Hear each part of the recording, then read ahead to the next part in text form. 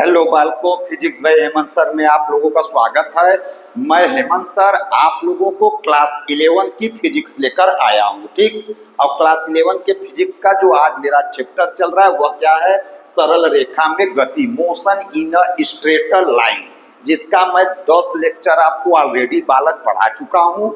आप जाकर मेरा 1 से लेकर 10 लेक्चर तक आप देख लोगे तो और बेहतर रहेगा, तब आज से आपको समझना थोड़ा सा आसान हो जाएगा। और आओ मैं शुरू करता हूं अपना लेक्चर नंबर 11।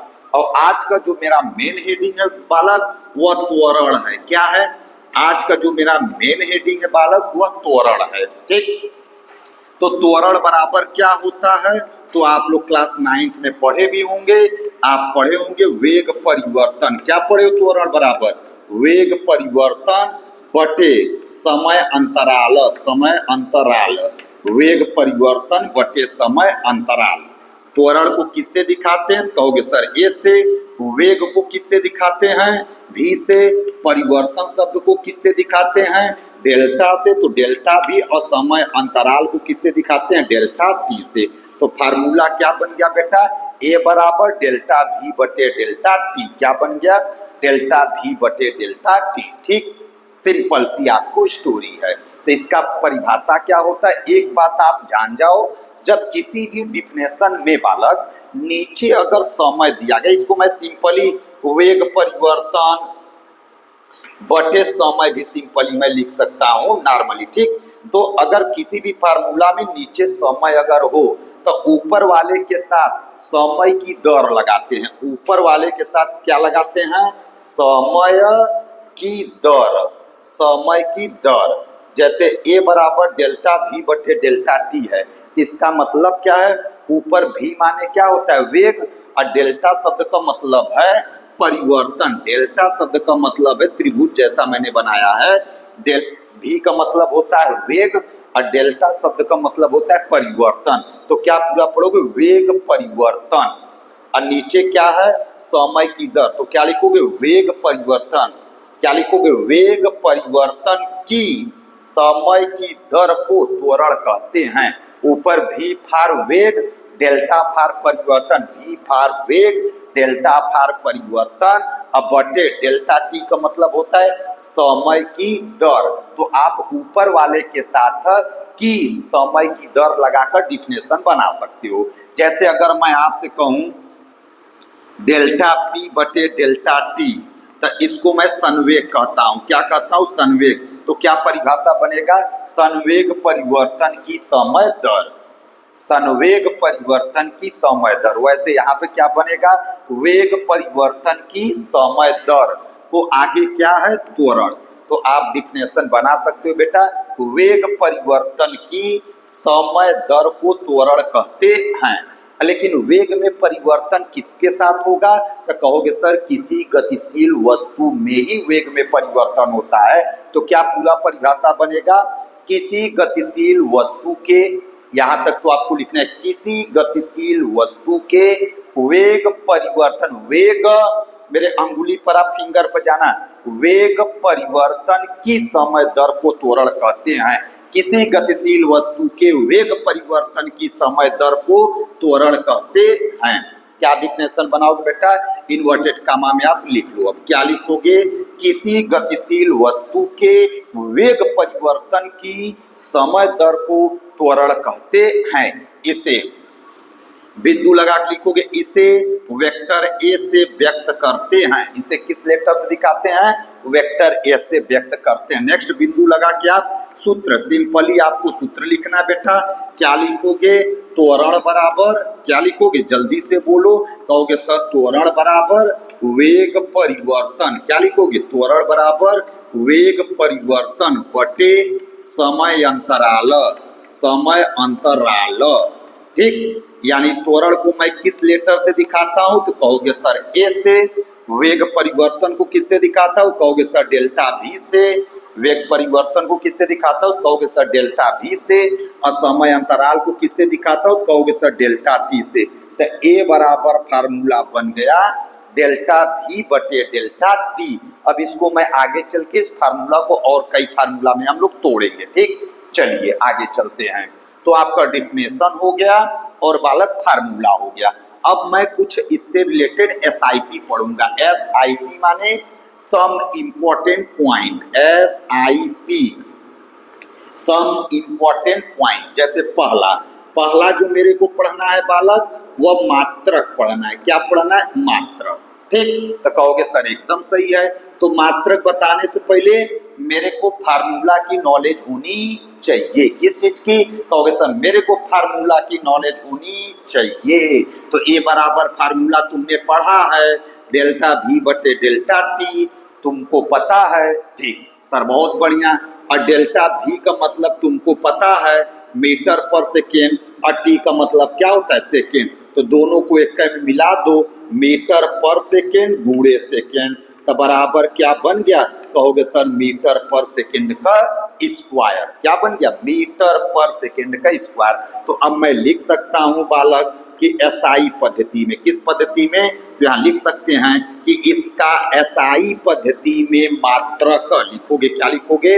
इसका एसआई पद्धति में मात्रक मीटर पर सेकेंड स्क्वायर, या इसी को मैं ऐसे लिख सकता हूं मीटर सेकेंड इनवर्स -2 होता है। नीचे से ऊपर जाएगा, नीचे से सेकेंड स्क्वायर ऊपर जाएगा तो ऊपर हो जाएगा सेकेंड के पावर -2। चलो जल्दी से बोलो मात्रक कैसे आप निकालोगे? कहोगे सर मैंने फार्मूला पढ़ा ए बराबर डेल्टा V बटे डेल्टा T। सर बहुत बढ़िया। डेल्टा V का मात्रक होता है मीटर पर सेकेंड और समय का मात्रक होता है सेकेंड। तो ऊपर मीटर पर सेकेंड गुणे सेकेंड, तो सेकेंड गुणे सेकेंड, सेकेंड का स्क्वायर, तो मीटर पर सेकेंड का स्क्वायर बन गया। तो इसका एसआई पद्धति में मात्रक मीटर पर सेकेंड का स्क्वायर हो गया। एक पॉइंट आपने पढ़ लिया। अच्छा बालक, अगर तुमसे कोई कहे सीजीएस पद्धति में बताओ, कहोगे सर बिल्कुल मुश्किल नहीं है। मीटर के जगह अपने को क्या लगाना होता है? सी फॉर सेंटीमीटर। कहोगे सर सेंटीमीटर पर second square over centimetre second का -2, सेंटीमीटर पर सेकेंड स्क्वायर या सेंटीमीटर सेकेंड -2 हो जाएगा। ठीक सर, बहुत बढ़िया। एक एसआईपी आपने इसका कंप्लीट कर लिया है। अब आ जाते हैं एसआईपी नंबर 2 पर। एसआईपी नंबर 2 पे मेरे को क्या बताना है बालक? कहोगे सर बीमीय सूत्र आप बता दो। क्या बताना है? कहोगे सर बीमी सूत्र बता दो। भैया इसका अभी मात्रक तुम पढ़े थे मीटर सेकेंड इनवर्स 2। क्या पढ़े थे? Metre second inverse 2। तो बीमी सूत्र मीटर के प्लेस पर अपने को क्या लिखना होता है? यल, और सेकेंड प्लेस पर क्या लिखते हैं? टी, तो -2 लगा दिए, तो LT-2 होता है। बीमी सूत्र मैंने ऑलरेडी बहुत अच्छे से 6-7 लेक्चर, मैंने 6 लेक्चर आपको पढ़ाया है। आप जाकर 1 to 6 लेक्चर आप पढ़ेंगे तो आपको आइडिया लग जाएगा। ठीक, आ जाओ बालक, तीसरे नंबर पर मेरे को पढ़ना होता है प्रकृति। क्या पढ़ना होता है बालक? कहोगे सर प्रकृति। प्रकृति में हम लोग क्या पढ़ते हैं कि यह जो राशि है वह अदिश राशि है या सदिश राशि है। अदिश राशि है या सदिश राशि है, ये हमको पढ़ना होता है प्रकृति में। कि जो त्वरण नाम जो मैंने त्वरण में पढ़ रहा हूँ ये किस प्रकार की राशि है, अदिश राशि है या सदिश। तो बालकों जब इसका आंसर निकाला गया तो यह सदिश राशि पाया गया। क्या पाया गया? कहोगे सर सदिश राशि। तो अंत में आपको आंसर लिखना है यह एक सदिश राशि होती है। क्या लिखोगे बालक? कहोगे सर यह एक सदिश राशि होती है। अच्छा सर बहुत बढ़िया, सदिश राशि है तो बहुत बढ़िया। अर्थात अगर यह सदिश राशि है बेटा तो इससे आपको नॉलेज होगा कि व्यक्त करने के लिए अपने को किस किस चीज की जरूरत होती है? परिमाण प्लस किसकी? दिशा। अगर यह सदिश है तो व्यक्त करने के लिए किस किस चीज की जरूरत पड़ेगी? कहोगे सब परिमाण और दिशा दोनों की आवश्यकता पड़ती है। परिमाण और दिशा दोनों की आवश्यकता पड़ती है। तो यहाँ लिखोगे अर्थात इसे व्यक्त करने के लिए परिमाण के साथ साथ दिशा की भी आवश्यकता पड़ती है। परिमाण के साथ साथ दिशा की भी आवश्यकता पड़ती है। ठीक सर बहुत बढ़िया, एकदम अच्छे से समझ में आ रहा है। चौथे नंबर पर मेरे को इसका वैल्यू पढ़ना होता है कि त्वरण कौन कौन सी वैल्यू दे सकता है। तो कहो भैया, तो इसकी क्या क्या, तो इसका जब वैल्यू देखा गया तो कहीं कहीं त्वरण का वैल्यू प्लस मिला, बहुत बढ़िया। कहीं कहीं त्वरण का वैल्यू माइनस मिला, सर बहुत बढ़िया। कभी कभी त्वरण का वैल्यू शून्य भी मिला। तो त्वरण का तीनों वैल्यू हमको मिल सकता है। कौन कौन सी? धनात्मक, कामा ऋणात्मक व शून्य, तीनों हो सकता है। तो आप यहाँ पर चौथी भाषा क्या लिखोगे? जल्दी से बोलो। कहोगे सर इसका मान धनात्मक, कामा ऋणात्मक व शून्य तीनों हो सकता है। अच्छा, यह बात है। इसका मान धनात्मक, कामा ऋणात्मक व शून्य तीनों हो सकता है। धनात्मक, कामा ऋणात्मक व शून्य तीनों हो सकता है। इसका मान धनात्मक, कामा ऋणात्मक व शून्य तीनों हो सकता है। सर बहुत बढ़िया, एकदम सही बात है। अच्छा अच्छा, अब मैटर ये फंस गया कि धनात्मक कब होगा।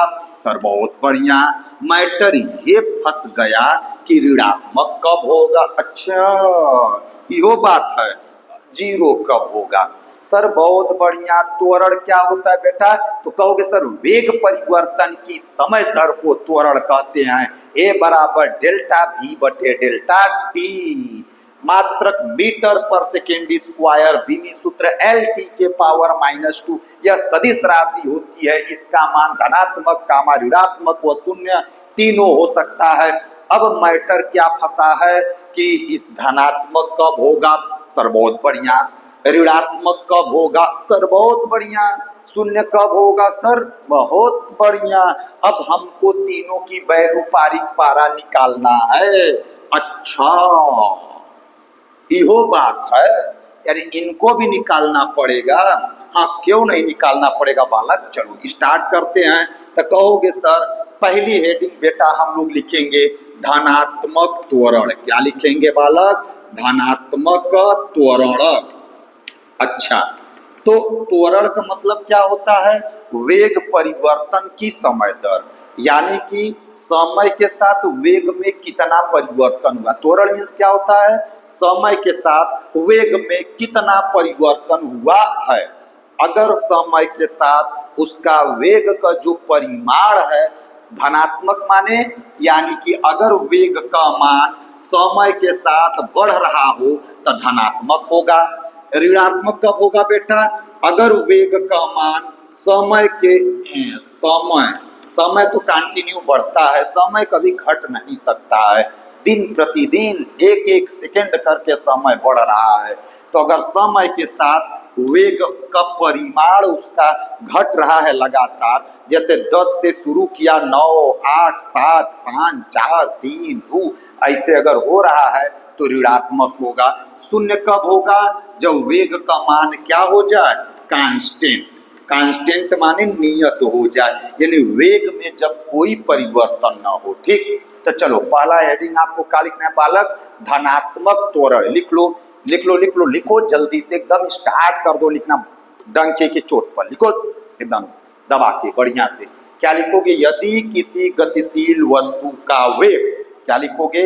यदि किसी गतिशील वस्तु के वेग का परिमाण, वेग का परिमाण समय के साथ बढ़ रहा हो तो उसका त्वरण धनात्मक त्वरण कहलाता है। क्या लिखियो बेटा? कहोगे सर जी यदि किसी गतिशील वस्तु का वेग का परिमाण समय के साथ बढ़ रहा हो तो उसका त्वरण धनात्मक त्वरण कहलाता है। ठीक सर, बहुत अच्छा, एकदम बढ़िया है।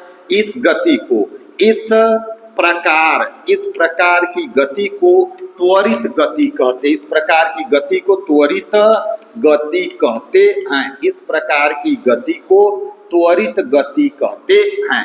इस प्रकार की गति को बेटा क्या कहते? कहोगे सर त्वरित गति कहते हैं। ठीक, बहुत बढ़िया। इसका एग्जाम्पल क्या होगा? एग्जाम्पल तो ऊपर से ऊपर से गिरती हुई किसी वस्तु की, ऊपर से गिरती हुई किसी वस्तु की गति। कहां से? ऊर्ध्वाधर ऊपर से ना, लेकिन ऊर्ध्वाधर ऊपर से गुरुत्व के अंतर्गत गिरती हुई किसी वस्तु की गति। जैसे अगर कोई वस्तु गिर रही है तो जैसे जैसे पृथ्वी के समीप आती जाएगी, पृथ्वी के द्वारा लगाया गया गुरुत्व बल का मान बढ़ता जाएगा। जब गुरुत्व बल का मान बढ़ेगा तो उसको तेजी से खींचेगा, जब तेजी से खींचेगा तो उसका वेग बढ़ेगा। बात समझ आया? एग्जाम्पल में क्या लिखोगे? ऊर्ध्वाधर ऊपर से यानी ऊर्ध्वाधर ऊपर से गिरती, गुरुत्व के अंतर्गत गिरती हुई किसी पिंड की गति या किसी वस्तु की गति। तो जब लॉजिक क्या है, जब ऊपर से गिरेगा तो पृथ्वी के द्वारा जैसे जैसे पृथ्वी के संपर्क में आएगा, गुरुत्व बल का मान क्या होता जाएगा? बढ़ता जाएगा। गुरुत्व बल का मान बढ़ने से पृथ्वी तेजी से खींचेगा, जिससे उसका वेग बढ़ेगा, त्वरण का मान धनात्मक होगा। सर बहुत बढ़िया, एकदम सही बात है। चल दो भैया, चलो अब मेरे को बी वाला पढ़ना है। बी वाला ऋणात्मक त्वरण। तो बी वाला तो बालक तुम सब खुद से भी लिख सकते हो, ऋणात्मक त्वरण। ऋणात्मक त्वरण बेटा क्या लिखोगे? एकदम सिंपल सी बात है। यदि किसी गतिशील वस्तु का वेग का परिमाण समय के साथ घट रहा हो तो उसका त्वरण ऋणात्मक त्वरण कहलाता है। यदि किसी गतिशील वस्तु का वेग का परिमाण समय के साथ घट रहा हो तो उसका त्वरण ऋणात्मक त्वरण कहलाता है। ठीक, तो इस त्वरण को आगे स्टार लगा के लिखेंगे। ऋणात्मक त्वरण का डिफिनेशन हो गया, इसे लिखेंगे। इस त्वरण को मंदन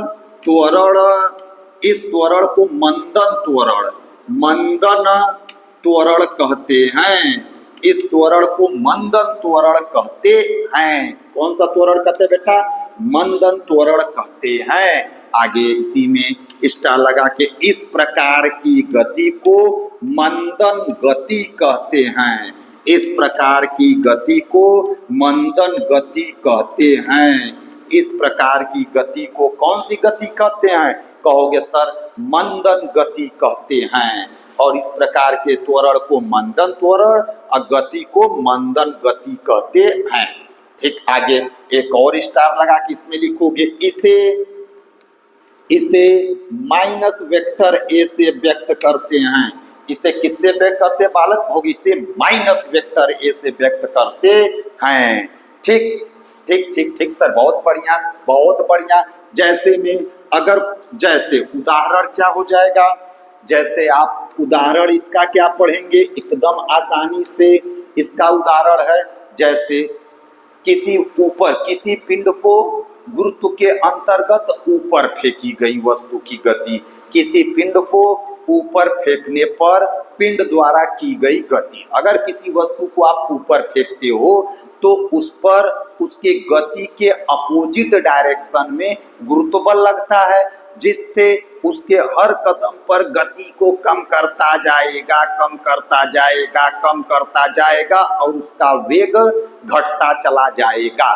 तो जब उसका वेग लगातार घटेगा तो त्वरण का मान क्या होगा? ऋणात्मक होगा। जैसे अगर कोई भी, अगला एग्जाम्पल क्या है, जैसे कार आप चला रहे हो, कार में आप धीरे धीरे ब्रेक लगाते गए तो वेग का मान धीरे धीरे कम होता चला गया और त्वरण का मान क्या होता जाएगा? घटता चला जाता है। अरे वेग का मान घटता लगातार घटता चला जाएगा और त्वरण का मान शून्य हो जाएगा।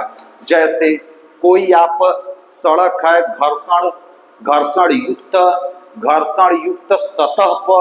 घर्षण युक्त सतह पर पिंड की गति। जैसे यहाँ पर घर्षण है और किसी भी पिंड को तुम, बॉल है, बॉल को आपने चलाकर छोड़ दिया तो चलते चलते चलते चलते एक समय आता है कि यूं ही वह बॉल क्या हो जाता है? रुक जाता है। तो हम कह देते हैं कि यहाँ पर जो त्वरण का मान है वह ऋणात्मक है। सर बहुत बढ़िया, त्वरण का मान धनात्मक कब होगा, ऋणात्मक कब होगा, आपने पढ़ लिया। अब सी वाला पॉइंट बेटा मेरे को पढ़ना है। सी वाला पॉइंट जो मेरे को पढ़ना है, शून्य त्वरण। शून्य त्वरण त्वरण का मान शून्य कब होगा, यानी जब वेग में परिवर्तन होता है तब त्वरण मिलता है। और त्वरण कब नहीं मिलेगा ये सोचो, जब वेग में कोई परिवर्तन ना हो। मतलब अगर 40 की स्पीड में चल रहा है तो 40 की स्पीड में ही चले। तो त्वरण का मान शून्य कब होता है बेटा, तो त्वरण का मान शून्य होने का पहला एक चांस है कि जब कोई वस्तु विरामावस्था में हो। जब कोई वस्तु विरामावस्था में हो, विरामावस्था में हो, जब कोई वस्तु विरामावस्था में हो तो त्वरण ए बराबर शून्य होता है। दूसरा, या जब कोई वस्तु एक समान चाल या वेग से गतिशील हो। जब कोई वस्तु एक समान चाल या वेग से गतिशील हो तब ए बराबर का वैल्यू क्या होता है, 0। अगर कोई वस्तु विरामावस्था में रखे हो तो उसका त्वरण शून्य होगा। या एक समान चाल से गतिशील हो, एक समान मतलब 40 मीटर पर सेकेंड से चल रहा है तो कंटिन्यू 40 मीटर पर सेकेंड से चले, न तो 39 हो न तो 41 हो, 40 के अतिरिक्त अगर दूसरी वैल्यू नहीं है। जब कोई वस्तु एक समान चाल या वेग से गतिशील हो तब त्वरण का मान शून्य होता है। तीसरी सबसे इंपॉर्टेंट जो बात है, ये फ्यूचर प्लानिंग के साथ हम लोग चल रहे हैं। यदि किसी वस्तु पर लगने वाला कुल बल या यदि किसी वस्तु पर लगने वाला परिणामी बल F net, vector F net 0 हो, यदि किसी वस्तु पर लगने वाला परिणामी बल शून्य हो तो उस वस्तु का त्वरण भी शून्य होता है। क्या है, यदि किसी वस्तु पर लगने वाला परिणामी बल शून्य हो तो उस वस्तु का त्वरण भी शून्य होता है। बेटा शून्य होने का 3 चांस है। अगर कोई वस्तु विरामावस्था में है तो भी उसका त्वरण शून्य होगा। अगर कोई वस्तु एक समान चाल से गतिशील है तो भी उसका त्वरण शून्य होगा। यदि किसी वस्तु पर लगने वाला परिणामी बल शून्य हो तो भी उसका त्वरण शून्य होता है। कहोगे सर बहुत बढ़िया, एकदम अच्छे से समझ में आ गया है, चल दो भाई, आगे चल दो भाई। अभी तक आप लोगों ने क्या पढ़ा है त्वरण के लिए, तो आप लिख सकते हो। चलो आगे, नेक्स्ट हेडिंग जो हमको पढ़ना है, त्वरण के प्रकार।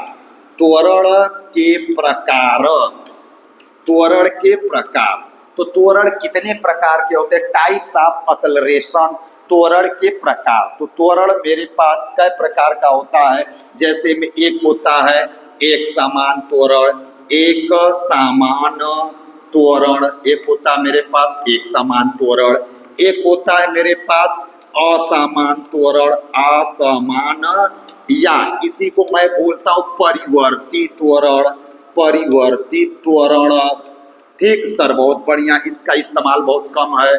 तीसरे नंबर पर होता है औसत त्वरण, सर बहुत बढ़िया। चौथे नंबर पर मेरे को पढ़ना है तात्क्षणिक त्वरण। चलो, पहला क्या है एक समान त्वरण, दूसरा क्या है असमान त्वरण या परिवर्तित त्वरण बेटा, तीसरा क्या है औसत त्वरण, चौथा क्या है तात्क्षणिक त्वरण, instantaneous acceleration, uniform acceleration, non uniform acceleration, average acceleration, तात्क्षणिक माने इंस्टेंटेनियस। चलो अब मेरे को एक चीज पता है, त्वरण का जो मैंने वैल्यू पढ़ा है, त्वरण बराबर मैंने पढ़ा है वेग परिवर्तन। क्या पढ़े हैं बेटा, वेग परिवर्तन बटे, मान लो समय मैंने लिख दिया, वेग परिवर्तन बटे समय, चाक सही नहीं चल रहा है, वेग परिवर्तन बटे समय। ठीक, हाँ सर। अब एक समान त्वरण क्या होगा, एक समान माने अगर एक समान त्वरण मेरे को पढ़ना है तो इसको मैं कैसे डिफाइन करूंगा। अब मैं देख रहा हूं पहला हेडिंग आप लोग लिखेंगे एक समान त्वरण। तो अब एक समान त्वरण है तो यानी कि वेग परिवर्तन के आगे क्या लगाओगे, समान वेग परिवर्तन लगा दोगे, समान वेग परिवर्तन। और नीचे समय के आगे भी क्या लगाओगे, समान समय, समान समय, ठीक। बस वेग परिवर्तन के आगे समान और इसके आगे भी क्या लगाना है आपको, सामान लगा दोगे। तो क्या डिफिनेशन बन जाएगा बेटा, कहोगे सर यदि किसी गतिशील वस्तु में समान समय में, समान समय में समान वेग परिवर्तन हो तो उसका त्वरण एक समान त्वरण कहलाता है। क्या डिफिनेशन बनाओगे बेटा, जल्दी से बोलो। यानी एक समान त्वरण, तो त्वरण का मतलब आपको बालक पढ़ाया गया है वेग परिवर्तन बटे समय अंतराल, तो वेग परिवर्तन बटे समय। तो अब एक समान त्वरण के आगे, जैसे यहाँ त्वरण के आगे समान लगा तो तुम भी वेग के आगे समान शब्द लगाओ, समय के आगे समान शब्द लगाओ। तो क्या डिफिनेशन बनेगा, यदि किसी गतिशील वस्तु में समान समय में, किसमें, समान समय में समान वेग में परिवर्तन हो तो उसका त्वरण एक समान त्वरण कहलाता है। सर बहुत बढ़िया, हम लोग को एकदम अच्छे से समझ में आ रहा है।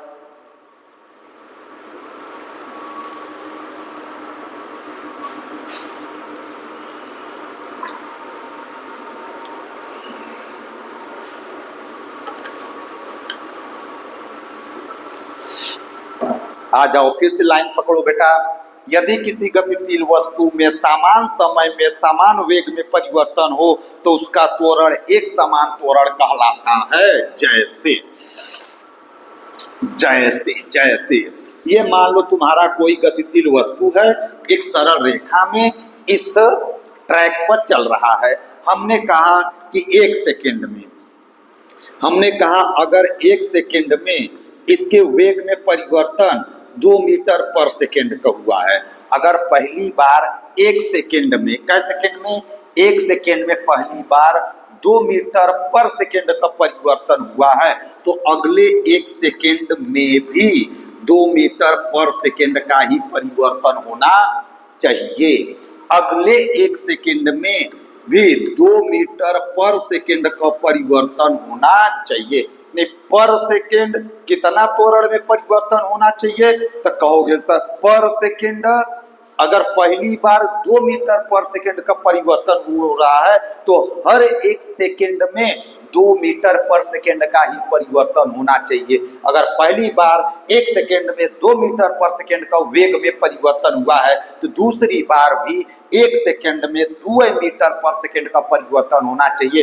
तीसरी बार भी एक सेकंड में 2 ही मीटर पर सेकंड का परिवर्तन होना चाहिए। यानी पर सेकंड 2 मीटर पर सेकंड का वेग में परिवर्तन होना चाहिए। ठीक सर, इस प्रकार का अगर कोई चीज गति कर रही है, कोई गतिशील वस्तु इस प्रकार से गति कर रही है तो हम मान सकते हैं कि उसका जो त्वरण आएगा वह एक समान होगा। यानी त्वरण का वैल्यू क्या रहेगा, कांस्टेंट रहेगा। ठीक सर, बहुत बढ़िया, एकदम मजा आ गया। अब तुमको पढ़ना है, दूसरा हेडिंग डालना असमान त्वरण, असमान त्वरण। अच्छा, असमान त्वरण हमको पढ़ना है, सब बहुत बढ़िया। अब मेरे को क्या करना है, बस त्वरण के आगे, अब इस शब्द के आगे, वेग परिवर्तन के आगे हमको क्या लगाना है, अब असामान। और समय के आगे समान शब्द ही लगाना है। समय में कोई परिवर्तन नहीं करेंगे। समय जो होता है समान, समय हमेशा एक समान से ही बढ़ता है। हर एक सेकेंड 2 सेकेंड जो फिक्स है, एक सेकेंड जितना समय लेता अगला एक सेकेंड आने में भी उतना समय, अगला एक सेकेंड भी आने में उतना समय।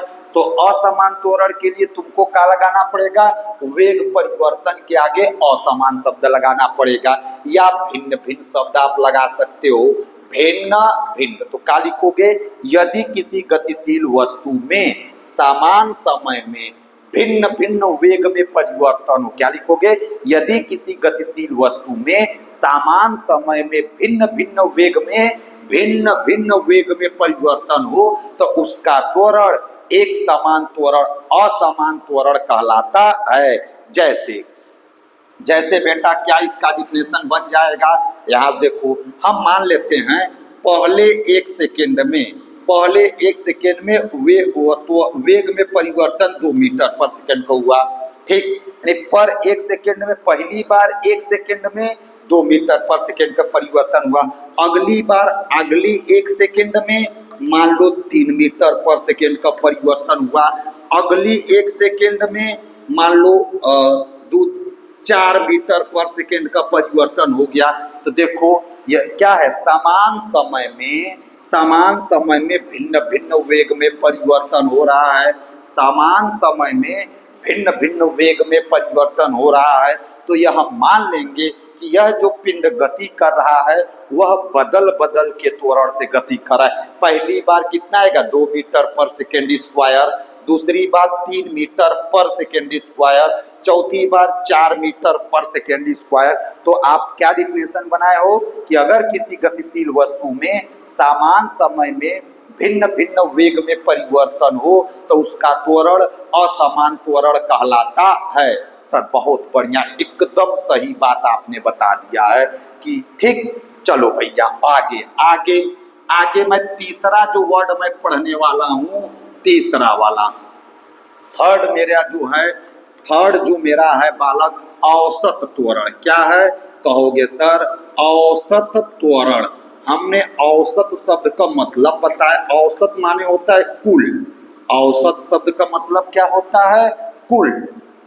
तो अब यहाँ आपको त्वरण शब्द के आगे क्या लगाना है? औसत त्वरण। औसत त्वरण, औसत त्वरण का मतलब क्या हो जाएगा? कुल शब्द लगा दो। और त्वरण का मतलब क्या होता है बेटा? कहोगे सर त्वरण माने होता है वेग परिवर्तन, त्वरण माने होता है वेग परिवर्तन बटे समय। ठीक, तो औसत त्वरण शब्द के आगे आपने क्या लगाया? औसत। औसत का लॉजिक क्या होता है? कुल। तो हमको भी कुल शब्द लगाना पड़ेगा, तो ऊपर भी कुल लगा दो और नीचे भी कुल लगा दो। सर बहुत बढ़िया, एकदम सही है। औसत त्वरण क्या होगा? तो लिखोगे यदि किसी गतिशील वस्तु में हुआ कुल वेग में परिवर्तन, ऊपर क्या है? हुआ, ऊपर कुल वेग में परिवर्तन और नीचे क्या है? लगा कुल समय। अब बटे इस वाले को क्या पढ़ते हैं? अनुपात। इस वाले को क्या पढ़ते हैं? अनुपात। तो इसको क्या पढ़ोगे? कुल वेग में परिवर्तन। नीचे वाले को क्या पढ़ोगे? लगा कुल समय। ए वाले को क्या पढ़ोगे? अनुपात। को क्या कहते हैं? औसत त्वरण कहते हैं। चलो मैं फिर से परिभाषा बनाता हूं। किसी गतिशील वस्तु में हुआ कुल वेग में परिवर्तन क्या है? किसी गतिशील वस्तु में हुआ कुल वेग में परिवर्तन, कुल वेग में परिवर्तन तथा लिया गया कुल समय, लिया गया कुल समय के अनुपात को, लिया गया कुल समय के अनुपात को औसत त्वरण कहते हैं। सर बहुत बढ़िया, एकदम मस्त तरीके से समझ में आ रहा है। क्या आपने पढ़ाया? औसत त्वरण। औसत त्वरण क्या होता है बेटा? किसी गतिशील वस्तु के वेग में हुआ कुल परिवर्तन तथा लिया गया कुल समय के अनुपात को औसत त्वरण कहते हैं। सर एकदम मस्त, एकदम मस्त। एक समान त्वरण क्या होता है बेटा? तो यदि किसी गतिशील वस्तु में समान समय में समान वेग में परिवर्तन हो तो उसका त्वरण एक समान त्वरण कहलाता है। असमान त्वरण क्या होता है? कहोगे सर यदि किसी गतिशील वस्तु में समान समय में भिन्न भिन्न वेग में परिवर्तन हो तो उसको असमान त्वरण कहते हैं। औसत त्वरण क्या कहते हैं? कहोगे सर यदि किसी गतिशील वस्तु में हुआ कुल विस्थापन, किसी गतिशील वस्तु में हुआ कुल विस्थापन तथा लिया गया कुल समय के अनुपात को औसत त्वरण कहते हैं। चलो औसत त्वरण का जो फार्मूला होता है, औसत त्वरण, औसत त्वरण, औसत त्वरण को बालक हम लोग ए भी से दिखाते हैं। ए भी या सिंपली ए से भी आप व्यक्त कर सकते हो। इसका जो फार्मूला होता है यह डेल्टा V बटे डेल्टा टी होता है। क्या होता है? डेल्टा V बटे डेल्टा टी होता है। या इसको मैं लिखता हूं V2 माइनस V1 बटे T2 माइनस T1। ठीक, V2 माइनस V1 बटे T2 माइनस T1, या V2 को मैं लिख देता हूं V फाइनल, V1 को मैंने लिख देता हूं V इनिशियल बटे डेल्टा T। अगर ये वेक्टर है तो इसके ऊपर मेरे को वेक्टर लगा देना पड़ेगा। तो ये इसका पूरा औसत त्वरण का सूत्र हो गया है। क्या है?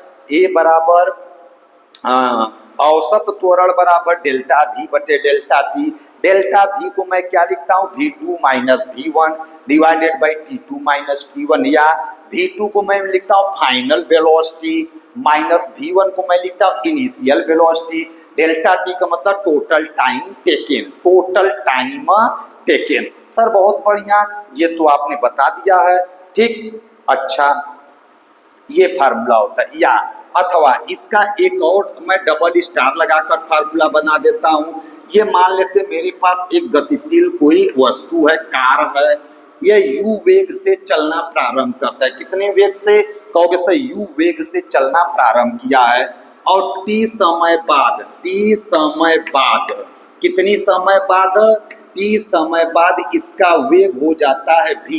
यदि कोई गतिशील वस्तु प्रारंभिक वेग u से गति करना प्रारंभ करे और t समय बाद उसका वेग बदलकर v हो जाए, t समय बाद उसका वेग बदलकर v हो जाए, तब त्वरण का जो वैल्यू होता है a बराबर, कहोगे सर फाइनल वेलोसिटी। फाइनल माने बाद वाली वेलोसिटी। बाद वाली वेलोसिटी कितनी है? v माइनस क्या होता है? इनिशियल वेलोसिटी कितनी है? u बटे क्या हो जाएगा? t। तो फार्मूला क्या बनेगा? a बराबर v माइनस यू बटे टी बन जाएगा। ठीक, अब u क्या है इसमें? तो u जो होता है ये प्रारंभिक वेग है। u क्या है?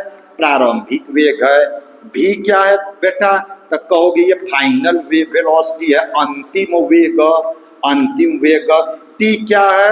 समय, समय अंतराल है, समय अंतराल है, समय अंतराल है। यानी u से u वेलोसिटी से बदलकर v वेलोसिटी होने में जितना समय लिया है, तो औसत वेग का ये फार्मूला है।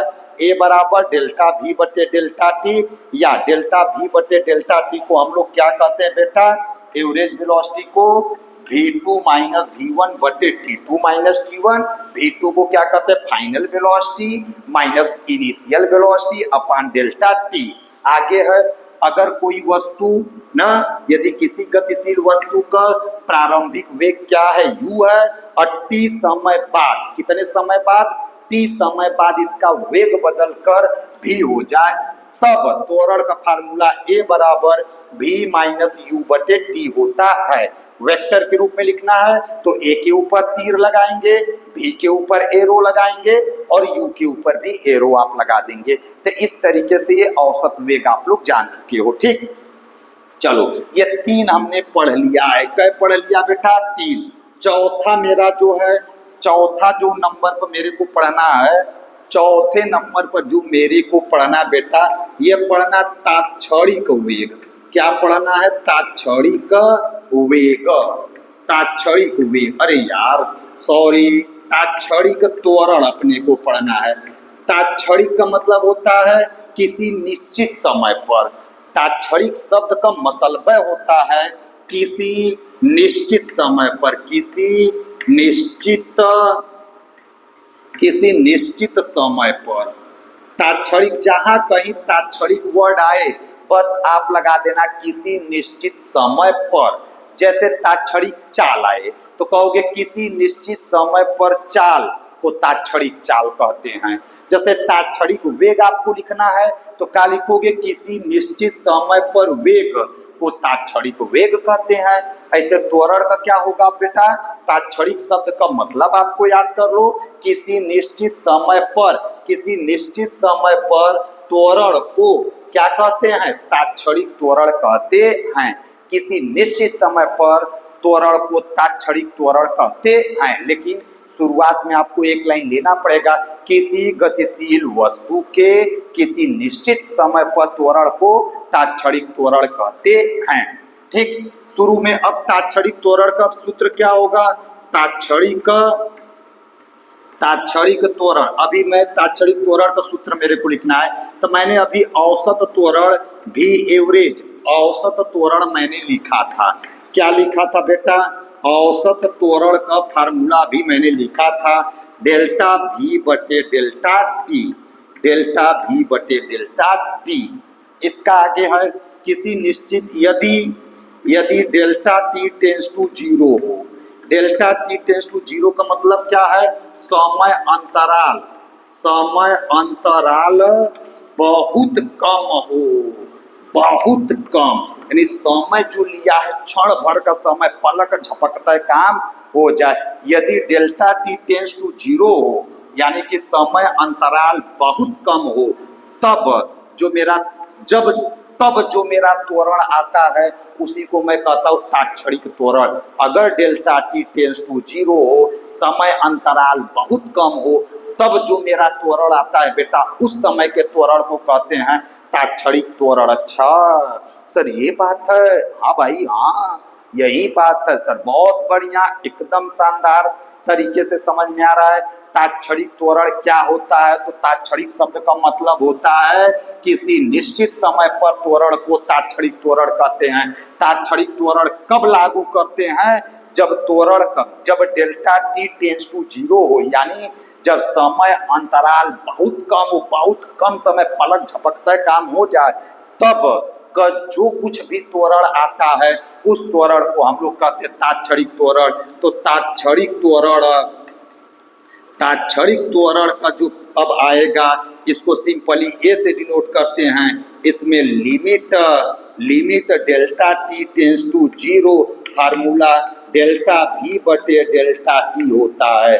तात्क्षणिक त्वरण ए बराबर क्या होता है, लिमिट, इसको लिमिट पढ़ेंगे, limit delta T tends to zero, यानी कि समय अंतराल बहुत कम है उसका लिमिट ले लिया गया है, और ब्रैकेट में क्या लिखोगे, डेल्टा वी बटे डेल्टा टी। सर बहुत बढ़िया। अब ये जब इसमें ब्रैकेट से जब ये बाहर निकलता है तो ए बराबर ये बन जाता है डी वी बटे डी टी। क्या फार्मूला बनता है, डी वी बटे डी टी। क्या फार्मूला बनता है बेटा, कहोगे सर डी वी बटे डी टी।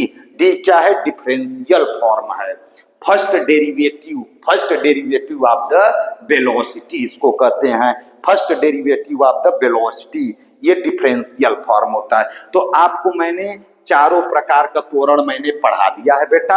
अब इसमें हमको तात्क्षणिक त्वरण से संबंधित हमको कुछ फार्मूला लिख लेना है, ठीक।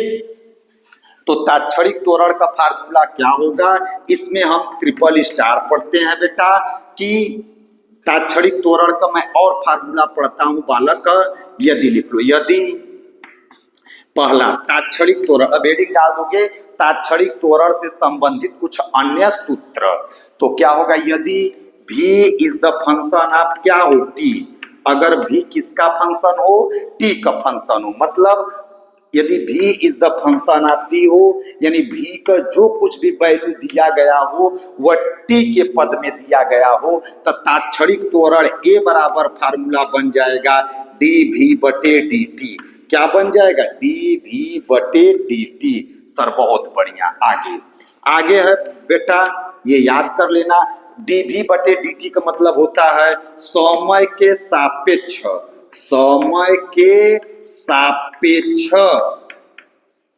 वेग का अवकलन, समय के सापेक्ष वेग का अवकलन। समय के सापेक्ष किसका अवकलन करना है, वेग का अवकलन आपको करना है। सर बहुत बढ़िया। दूसरे नंबर पर बेटा आते हैं, यदि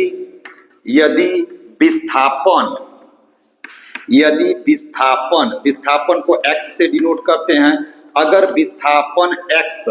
यदि विस्थापन x t का फंक्शन हो, यानी कि x की वैल्यू अगर t के पद में लिखा गया हो, तब जो मेरा त्वरण होता है a बराबर होता है d2x अपान dt का स्क्वायर, यानी d2x अपान dt का स्क्वायर। तब त्वरण का जो फार्मूला बनता है वह d2x अपान dt का स्क्वायर होता है।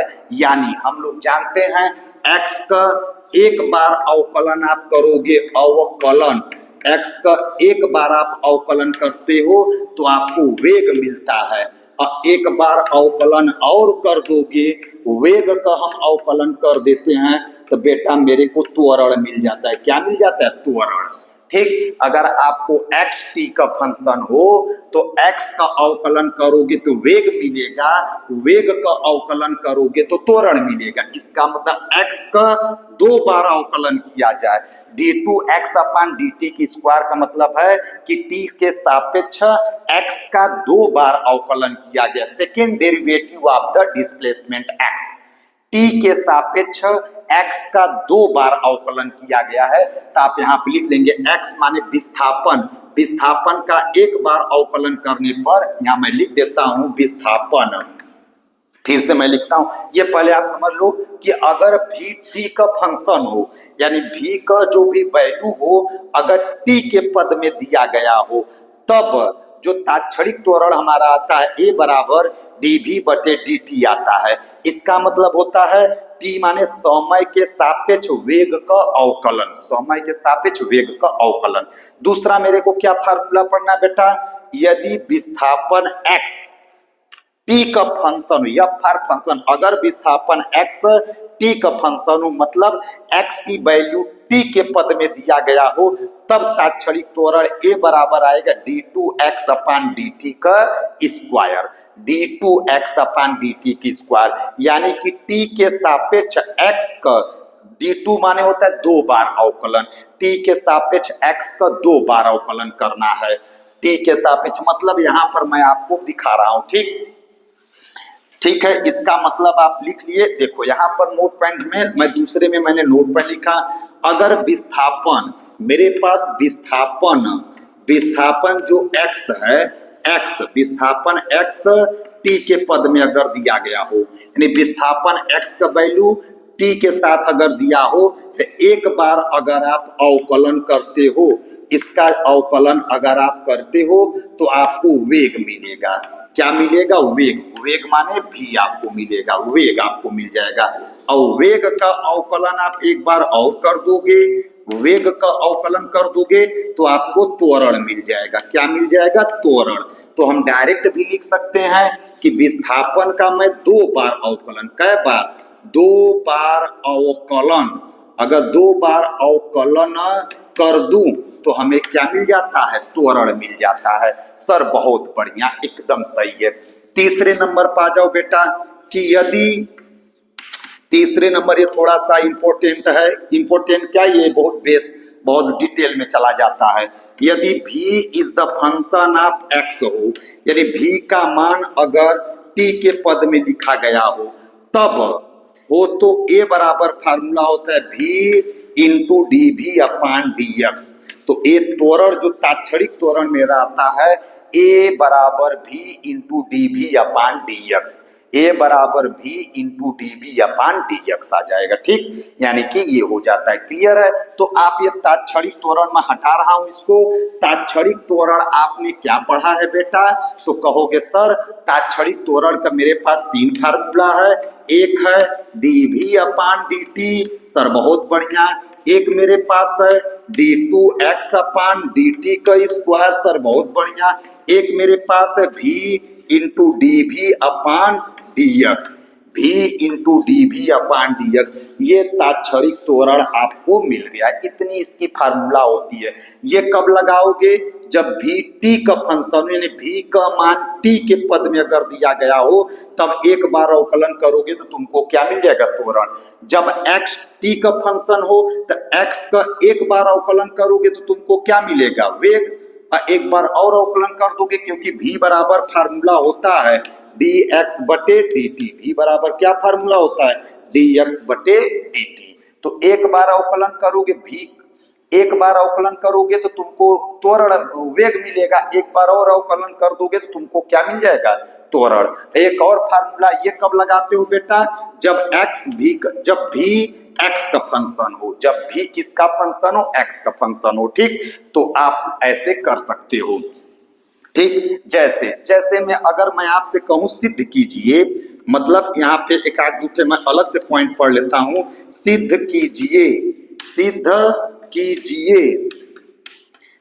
कीजिए कि a बराबर D two x upon D T square होता है। मान लो ये कैसे आया फार्मूला? सिद्ध करना है कि a बराबर d2x/dt का स्क्वायर होता है। तो कैसे सॉल्यूशन कहोगे? कहोगे सर हम जानते हैं अगर भी, कैसे करोगे? अगर x आप किसका फंक्शन दिया गया हो, यदि x t का फंक्शन दिया गया हो तो हम लोग जानते हैं एक चीज v बराबर होता है dx बटे dt। क्या होता है v बराबर? कहोगे सर dx बटे dt। और a बराबर अभी मैंने फार्मूला क्या पढ़ा है? dv बटे dt। हाँ सर बहुत बढ़िया। अब मैं v का d बटे dt अपने जगह पर रहने देता हूं। समझ में आ रहा है बेटा? कहोगे यस सर। v का वैल्यू उठाकर वहां से रख दो। क्या रखोगे? dx बटे dt। क्या रखोगे? dx बटे dt। तब बराबर बराबर d और d तो क्या हो जाएगा? d2x ऊपर और नीचे क्या हो जाएगा? dt का स्क्वायर। तो आ गया कि नहीं? हाँ सर एकदम आ गया।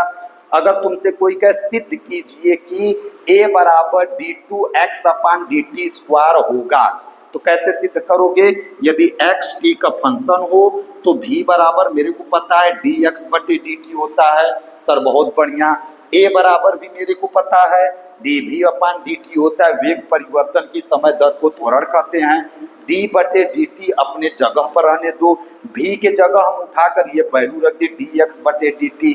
तो d2 या dd क्या हो गया? d2x और नीचे dt कै बार है? 2 बार। तो d2x/dt का स्क्वायर हो गया। ठीक, यानी वेग का अवकलन करने से त्वरण मिलेगा और विस्थापन का 2 बार अवकलन कर दोगे तो आपको त्वरण मिल जाएगा। सर बहुत बढ़िया, ये आप सिद्ध कर सकते हो। ठीक, और एक फार्मूला क्या आपको कोई कहे सिद्ध करने को, तो आपसे अगर मान लो सिद्ध करने को ये वाला बोले, कहे कि सिद्ध कीजिए, सिद्ध कीजिए, सिद्ध कीजिए कि a बराबर फार्मूला v इंटू dv/dx होता है। ठीक, होता है। अब आपको ये सिद्ध करने को कोई बोले तो कहोगे सर एकदम आसान है। a बराबर फार्मूला मेरे को पता है dv/ क्या होता है? dt। कोनो दिक्कत? कहोगे सर एकदम दिक्कत नहीं है। चलो अब मैं यहाँ पर dv/dt में dx से ऊपर नीचे मल्टीप्लाई कर दूं, अभी कोई दिक्कत? कहोगे सर बिल्कुल दिक्कत नहीं है। अब तुम क्या करो? चेंज कर दो, इसको ऐसे लिख दो, उल्टा पलटी कर दो। तो यहाँ पर बराबर dv/dx कर दो, अगूड़े dx/dt कर दो। सर एकदम सही है, एकदम सही है बेटा। तो आगे आओ, आगे आओ। dv/dx अपने जगह रहने दो, dv/dx अपने जगह और dx/dt को ही तो हम वेग भी बोलते हैं। देखो आ गया कि नहीं? प्रूफ हो गया कि नहीं? देखो आ गया यही वाला ना। तो भी को बस मेरे को आगे लिख देना है। सर बहुत बढ़िया। ये तात्क्षणिक वेग से संबंधित मैंने 3 फार्मूला लिखा है। a बराबर dv/dt एक होता है d2x/dt square v into dx/dt। ये फार्मूला कब इस्तेमाल करोगे? जब भी t का फंक्शन हो। ये कब इस्तेमाल करोगे? जब x t का फंक्शन हो। ये कब करोगे? जब भी x का फंक्शन हो। तो ये तीनों हो गया। और एक बात ये ध्यान देना है कि विस्थापन का एक बार अवकलन करने से वेग मिलेगा और वेग का अवकलन करने से त्वरण मिलता है। क्या? विस्थापन का अवकलन करने से वेग मिलता है, वेग का अवकलन करने से त्वरण मिलता है, एकदम रख लो। और विस्थापन का 2 बार अवकलन कर दोगे तो डायरेक्ट तुमको त्वरण मिल जाएगा। विस्थापन का 2 बार अवकलन करोगे तो डायरेक्ट तुमको त्वरण मिल जाएगा। तो इस तरीके से बेटा ये त्वरण वाला जो टॉपिक था मैंने क्लियर कर दिया है। अब आप लोगों को एकदम अच्छे से आना चाहिए। मैं अब लास्ट में हम नोट पॉइंट अब आते हैं त्वरण के विषय में, आपको क्या याद करना है। चलो तो त्वरण क्या होता है बेटा? कहोगे सर वेग परिवर्तन की समय दर को त्वरण कहते हैं। वेग परिवर्तन की समय दर, वेग परिवर्तन की समय दर, बहुत बढ़िया। मात्रक क्या होता है? कहोगे सर मीटर पर सेकेंड का स्क्वायर। बीमी सूत्र क्या होता है? कहोगे सर LT⁻²। कैसी राशि होती है? कहोगे सर सदिश राशि होती है। इसका कौन कौन सी वैल्यू पॉसिबल है? तो कहोगे सर धनात्मक, धनात्मक कब? जब वेग का मान समय के साथ बढ़ रहा हो। कामा और कौन सा वैल्यू पॉसिबल है, कहोगे सर ऋणात्मक। कब, जब वेग का मान समय के साथ क्या हो, नीचे माने घट रहा हो। तीसरा क्या लिखोगे, शून्य, शून्य त्वरण कब होगा, जब f बराबर 0 हो या विराम में हो, विरामावस्था में हो। किस अवस्था में, विरामावस्था में, या वेग इक्वल टू कांस्टेंट हो, वेग का वैल्यू क्या हो, कांस्टेंट हो। ठीक, कितने प्रकार का होता है, तो कहोगे सर एक सामान्य, एक सामान्य, कामा और असामान्य, असामान्य और क्या, औसत त्वरण। कौन सा त्वरण, कहोगे सर औसत। और कौन सा कहोगे, तात्क्षणिक, तात्क्षणिक त्वरण। ठीक, क्लियर है। औसत का फार्मूला क्या होगा, ए का एवरेज वैल्यू का होगा, कहोगे सर डेल्टा वी बटे डेल्टा टी होगा। तात्क्षणिक क्या होगा, ए बराबर तात्क्षणिक क्या होगा, कहोगे सर तात्क्षणिक त्वरण मैं इधर लिख देता हूँ, ये सब आपको याद करना है। तात्क्षणिक त्वरण डी वी बटे डी टी होगा, डी टू एक्स बटे डी टी का स्क्वायर होगा, v इंटू डी वी बटे डी एक्स होगा। क्लियर है। तो इतनी बात आप लोगों को एकदम अच्छे से तैयार कर लेना है। इस तरीके से त्वरण वाला जो टॉपिक है बेटा क्लियर हुआ। क्या होता है, वेग परिवर्तन की समय दर को त्वरण कहते हैं। इसका एसआई पद्धति में मात्रक मीटर पर सेकेंड और बीमी सूत्र एलटी के पावर -2। यह सदिश राशि होती, इसका मान धनात्मक, ऋणात्मक व शून्य। धनात्मक कब होगा, जब समय के साथ वेग का मान बढ़ रहा हो। ऋणात्मक कब होगा, जब वेग का मान घट रहा हो। शून्य कब होगा, जब परिणामी बल शून्य हो या विरामावस्था में या v बराबर कांस्टेंट हो। त्वरण कई प्रकार का, एक समान त्वरण, असमान त्वरण, औसत त्वरण, तात्क्षणिक त्वरण।